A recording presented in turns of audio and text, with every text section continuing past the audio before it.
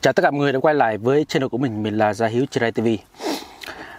Hiện nay thì mình đang nghỉ hè cho nên là mình chỉ ở nhà thôi, cũng không có bè bạn xung quanh, và có những cái gì xung quanh mình thì mình quay cái đó. Đặc biệt là mình rất thích ăn, mình sẽ review cho các bạn bữa trưa của mình. Mời các bạn cùng theo dõi video. Ở đây mình có cà, rồi ớt, hành lá này, ngò này, còn có lá é này, và ở đây rau dớn xào. Mà rau dớn có hai loại, bữa trước mình làm đó là rau dớn cái loại mà nó nhỏ nhỏ, tay thân to lắm, xào với cá cơm này, xào cá cơm mắm. Ở đây mình có mắm nêm, nhân vật chính của chúng ta này chính là mắm nêm. Mắm nêm này thì mình sẽ ăn cà sống với mắm nêm nha. Mời mọi người cùng ăn cơm với mình. Giờ mình sẽ đầu tiên mình sẽ ăn cắn miếng cà trước đã.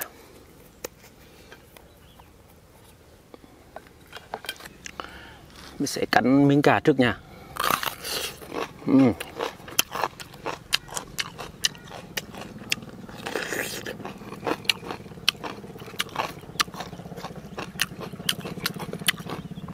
Theo ý kiến của một số bạn thì mình sẽ ăn bóc.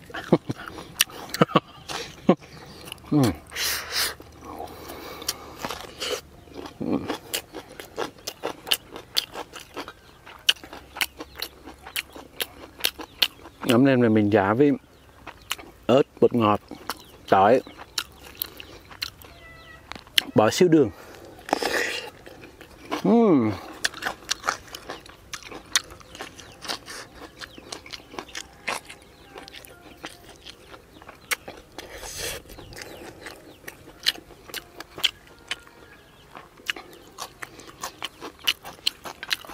Theo văn hóa của người Indonesia là phải ăn bóc, Malay, Indo thì phải ăn bóc, bởi vì đồ ăn mình là từ nói chung là theo quan niệm của họ là đồ ăn là từ các thần mang lại, nên là phải ăn bằng tay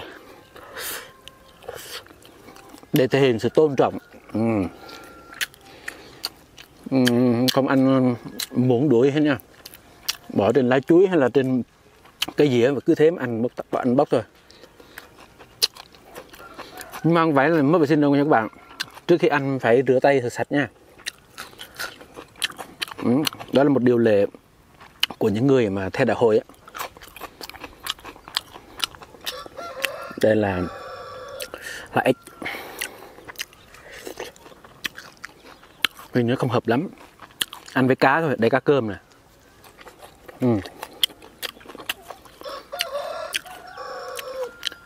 Lại lá gia vị đặc sản của người Tây Nguyên này, lá é này.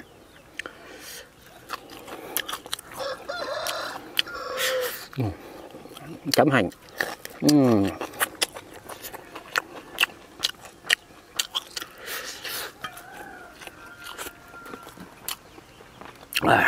Nhân vật chính của chúng ta đây.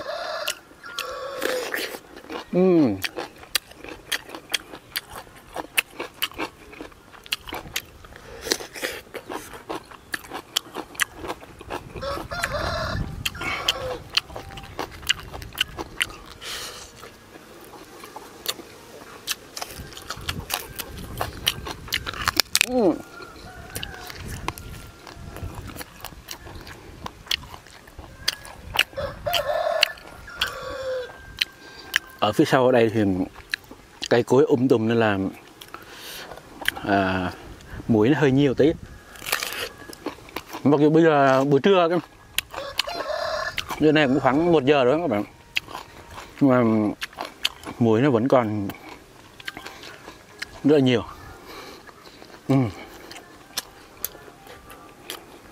Ăn hết quả này.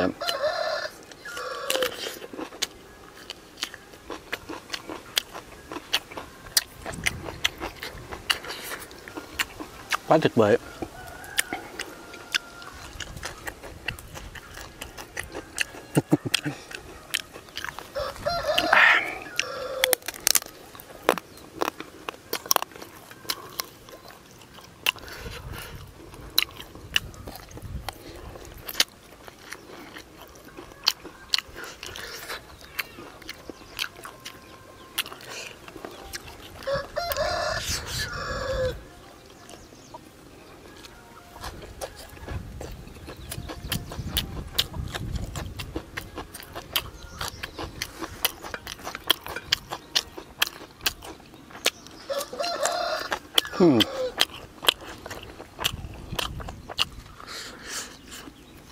Mắm đã cay rồi, chấm thêm ớt, cắn thêm ớt nữa thì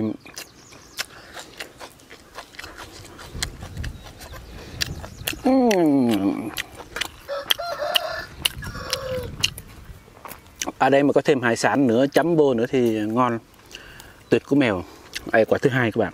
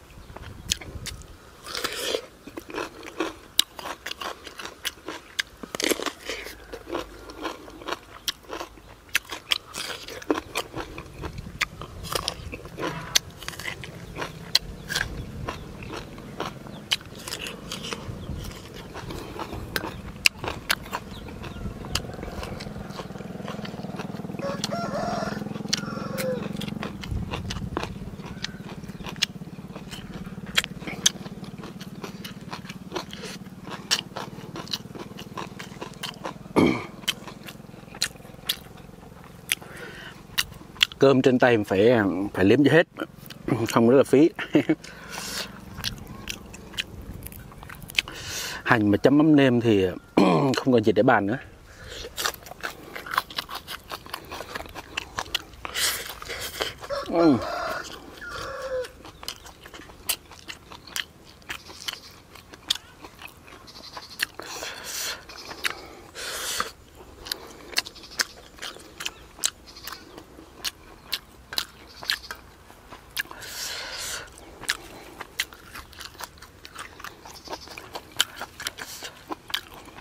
Lá é là một loại lá mà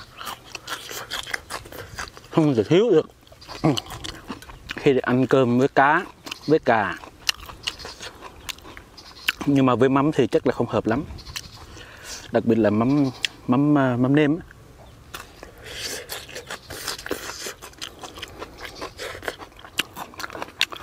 Nhưng mà cà với mắm nêm thì rất tuyệt vời.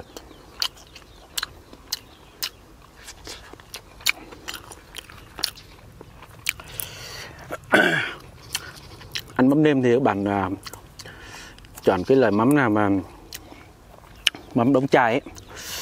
Còn hồi xưa mình thấy người ta bán mắm nêm đóng bì nó không được ngon lắm.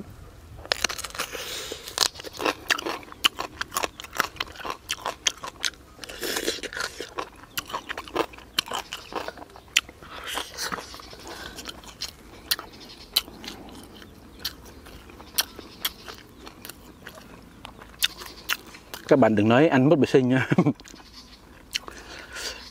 Mình đang ăn theo kiểu Malaysia, Indonesia.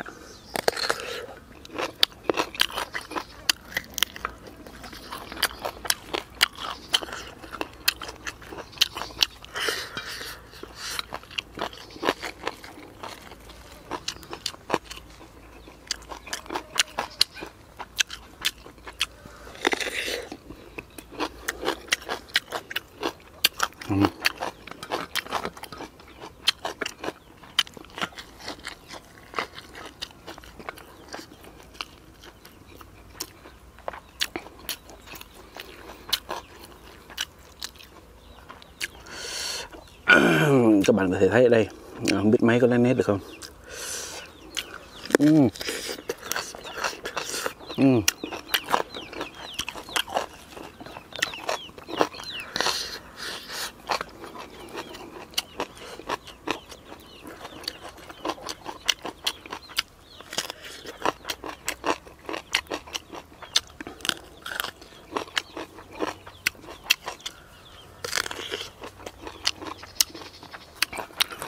Vậy là đã xong bao quả cà. Thì đồ ăn của mình đây đã sạch sẽ rồi nhỉ. Còn có một ít rau dớn này.